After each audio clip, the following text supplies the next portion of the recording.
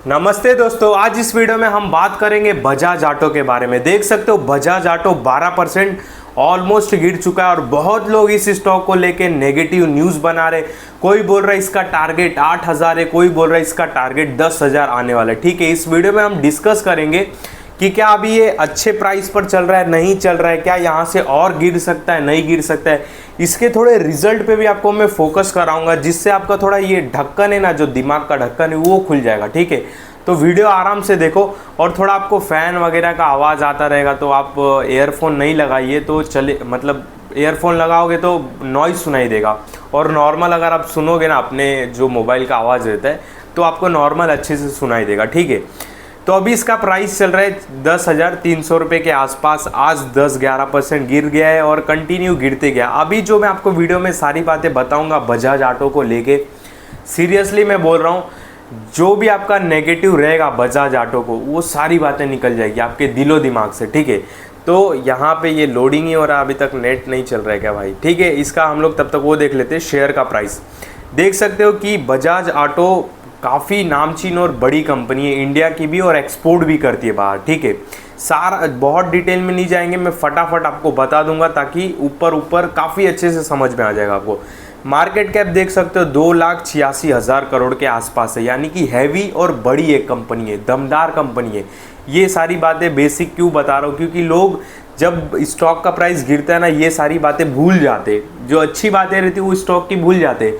और जो third person इसके बारे में नेगेटिव बताता है, इसका टारगेट 10,000 हो जाएगा, बैड न्यूज़ आ रहे हैं अपकमिंग क्वार्टर के लिए, सेल्स नहीं होगी, ये नहीं होगी, वो नहीं होगी, ये सारी बातें सुन के ना फिर ये सारी अच्छी बातें भूल जाते। इसके लिए मैं एक बार ध्यान आपको केंद्रित कर रहा हूँ। तो मार्केट कैप काफ़ी हैवी है। ROC देखो बजाज ऑटो का 33 का है, ROE देखो 26 का है, काफ़ी तगड़ा है, काफ़ी मस्त है, कुछ भी नहीं दिक्कत है, इस बात को ध्यान देना। नीचे आते तो डेप्ट फ्री कंपनी, क्योंकि इनके पास ऑलमोस्ट बहुत अच्छा खासा रिजर्व पड़ा है। मैं आपको दिखाता हूँ, इनका डेप्ट फ्री है पूरी कंपनी। यहाँ तो ये बेसिक सारी बातें हो गई। ऑल टाइम हाई प्राइस देख सकते हो 12,774 है और अभी चल रहा है 10,252, यानी कि ऑलमोस्ट 20% करेक्ट हो चुका है, जो कि काफ़ी अच्छी बात है। आगे मैं चार्ट पे लेके चलूँगा, आपको चार्ट भी दिखाऊँगा। ठीक है, वीडियो में बने रहना।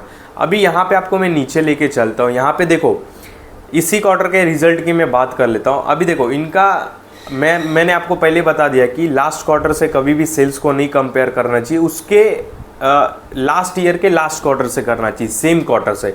जैसे कि इस क्वार्टर में इसका रिजल्ट क्या है, सितंबर 2024 में सेल्स कितना है इनका, 13,247। ठीक है, सेल्स इतना है। लास्ट क्वार्टर में इनका सेल्स कितना था, 10,838 करोड़ सितंबर 2023 के, जो कि सेल्स देखे सेल्स में काफ़ी अच्छी खासी बढ़ोतरी देखने के लिए मिली है।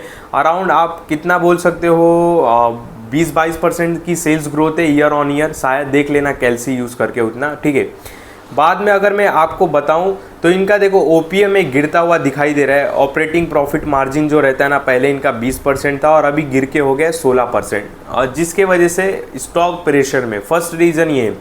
सेकेंड रीज़न क्या है, देखो इस बार इन्होंने नेट प्रॉफिट कितना जनरेट किया इस क्वार्टर में, 1385 करोड़, और पिछले क्वार्टर में सितंबर में कितना किया था इन्होंने, 2,020 करोड़। ठीक है, पिछले क्वार्टर से नेट प्रॉफिट इनका कम है। ठीक है, पर ये जितना नेट प्रॉफिट हमको कम दिखाई दे रहा है ना, 1385 करोड़, एक्चुअली इतना नहीं है, इससे ज़्यादा भी आ सकता था। क्यों आ सकता था मैं आपको बताता हूँ। देखो हमेशा एवरी क्वार्टर ये कितना परसेंट का टैक्स पे करते, 24% का एवरेज पे करते। देख सकते हो 25, 21, 24, 23, मैं 24 पकड़ता हूँ। इस बार इन्होंने 40% का टैक्स पे किया है। क्यों? एक वो वन टाइम टैक्स इनको पे करना होता है, जिसको LTGS बोलते हैं कंपनियों को, इन्होंने वही पे किया है। तो 200-250 करोड़ उनका वो टैक्स में चला गया, जिसके वजह से नेट प्रॉफिट कम होके आ रहा है।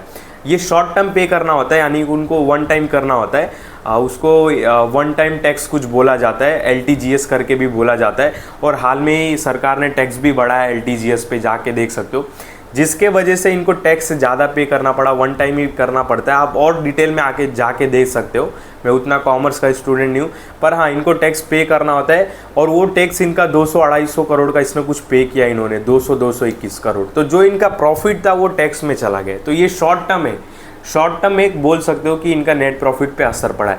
अगर मैं आपको दिखाऊँ ना प्रॉफिट बिफोर टैक्स कितना है, 2229 करोड़, ठीक है। अगर 2299 करोड़, अगर मैं 2299 करोड़ में जो इन्होंने 40% का टैक्स पे किया है, अगर मैं नॉर्मली रखूँ इसमें 24% का टैक्स, देखो तो इनका नेट प्रॉफिट कितना आ रहा है, 1747 करोड़, और इसमें कितना शो हो रहा है, 1385 करोड़। लोग ये छोटी बात नहीं समझ पाते भाई, ये शॉर्ट टर्म टैक्स पे किया, हमेशा नहीं करने वाले 40%।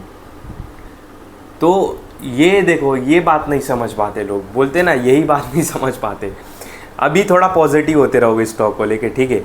तो ये टैक्स पे किया है, शॉर्ट टर्म करना पड़ता है, ठीक है, कोई बात नहीं। जो इनका प्रॉफिट था टैक्स में क्या, कोई दिक्कत नहीं, ठीक है, अभी तक प्रॉब्लम नहीं है।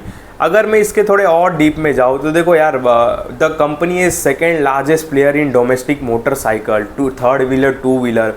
बाद में यहाँ पे कंपनी ने KTM को भी एक्वायर किया था बीच में 45% कुछ, और भी इनके एक्सपोर्ट होते हैं, नए नए ये EV निकाल रहे हैं जो कि अफ्रीका में भी एक्सपोर्ट कर रहे हैं, घाना, ये जो Mexico, Peru, Ethiopia, Turkey, south area, Bangladesh, इसके ऊपर शायद मैंने वीडियो बनाया था एक बार, मेरे को याद आ रहा है। तो भाई कंपनी बहुत बड़ी है, बहुत एक्सपीरियंस कंपनी है, बहुत तगड़ी और दमदार कंपनी, हल्के में मत लो भाई, हल्के में मत लो। मैं और डीप में नहीं जाना चाहता हूँ, नहीं तो वीडियो काफ़ी लंबी हो जाएगी। जितना मैं डीप में जाऊँगा तब तक उसका टॉप बन जाएगा वापस बजाज ऑटो का, ठीक है। तो मेन यहीं पे प्रॉब्लम आया, एक तो OPM गिरता हुआ दिखाई दिया अपने को, ऑपरेटिंग प्रॉफिट मार्जिन, ठीक है, गिरता हुआ दिखाया, कोई इशू नहीं। और बाद में इन्होंने एक तो टैक्स पे कर दिया जिससे थोड़ा नेट प्रॉफिट इनका घट के आ गया, ठीक है। तो ये दो इशू है। बाकी देखो सेल्स इनकी सेल्स बड़ी है, सेल्स में कुछ दिक्कत नहीं है। बाद में नीचे आते तो यहाँ पे मैं आपको दिखाता हूँ, जैसे कि देखो रिजर्व इनके पास अच्छा खासा पड़ा है, 30,000 करोड़ के आसपास, कर्जा कुछ भी नहीं है, इन्वेस्टमेंट पड़ा है अराउंड 28,000 करोड़ के पास, भाई क्या चाहिए। और लैंड्स वगैरह पड़े हैं, बिल्डिंग्स पड़े हैं। फिर यहाँ पे अदर असेट्स में आते तो एक्स्ट्रा कैश पड़ा है 1500 करोड़ के आसपास का। सारी बातें ठीक है भाई, कुछ पैनिक बनाने की ज़रूरत नहीं। अभी मैं चार्ट पे लेके चलूँगा तो आपको मज़ा आएगा। अभी देखो FIs की होल्डिंग 14%, DIs की होल्डिंग 8%, पब्लिक की होल्डिंग इसमें है अराउंड 22%, जिसमें से जय हिंद इंडस्ट्रीज़ ने होल्ड किया है 3.55%। पब्लिक की होल्डिंग अराउंड 18-19% के आसपास है। प्रमोटर्स वही अपने बजाज होल्डिंग। तो यार ये टैक्स के लफड़े को समझो, ये टैक्स थोड़ा इन्होंने एक शॉर्ट टर्म में पे कर दिया जिसकी वजह से नेट प्रॉफिट घटता हुआ दिखाई दे रहा है, नहीं तो इनका नेट प्रॉफिट आता था 1747 करोड़ का, ठीक है।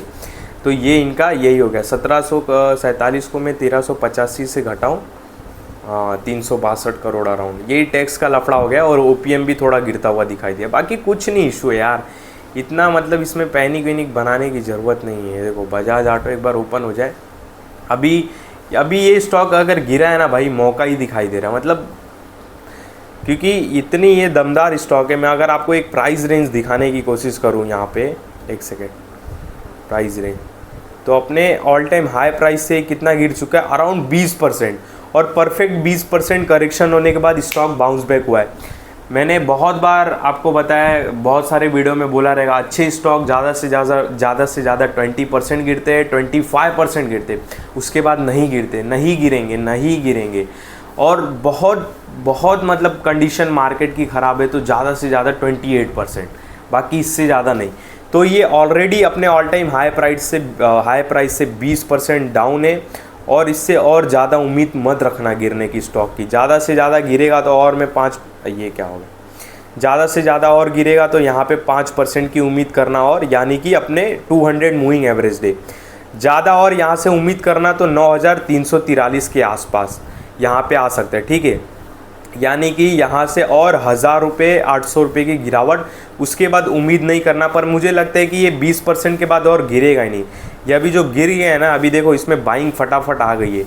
ये जैसे ही 20% गिरा ना, इसमें देखो कैसी बाइंग आ गई। ऑल टाइम हाई किससे लगाए मैंने, ये देखो, ये जैसे ही ये 20% गिरा, ये इसमें बाइंग आ गई, देखो आपके सामने। तो अच्छे स्टॉक 20% से ज़्यादा नहीं गिरते, और भी जो उम्मीद कर रहा और डीप देखने की, तो ज़्यादा से ज़्यादा 5% का डीप देखने के लिए मिल सकता है। उसके बाद तो डीप की उम्मीद नहीं रखना इस स्टॉक में। पहले ही बोल रहा हूँ, अभी भी काफ़ी अच्छे लेवल्स पे स्टॉक चल रहा है। बजाज ऑटो भाई बहुत दमदार कंपनी है, बहुत बड़ी कंपनी है, मार्केट में लीडर है, सस्ती गाड़ियाँ कैसे बेची जाती है और 2 व्हीलर 3 व्हीलर को मार्केट को कैसे पकड़ा जाता है, बहुत एक्सपीरियंस है इनको बजाज वाले लोग को। तो भाई हल्के में तो बिल्कुल भी मत लेना, ठीक है।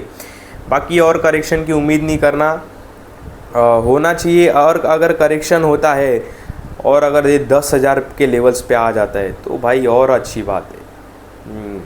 हाँ, ऑलरेडी ये 10,000 के लेवल को टच करके जा चुका है लगभग। तो देखो भाई, आपके पास 2 ऑप्शन है, जो अभी लेवल्स चल रहे हैं वो भी काफ़ी अच्छे हैं, और ज़्यादा कोई कंजूस आदमी है और सोच रहा है 10,000 पे मिल जाए, 25% के डिस्काउंट पे मिल जाए ऑल टाइम हाई से, तो भाई मैं कुछ बोल नहीं सकता। पर बोल नहीं सकता मीन्स कोई कोई रहता है ना, बॉटम पकड़ने की कोशिश करता है कि मैं बॉटम पकड़ लूँ, और बॉटम पकड़ते पकड़ते भाई स्टॉक का टॉप आ जाता है। तो आप समझ के रहोगे मेरे बोलने का मतलब क्या है। अच्छे करेक्शन में आ गया है, 20% के करेक्शन में आ गया है, अच्छी बात है।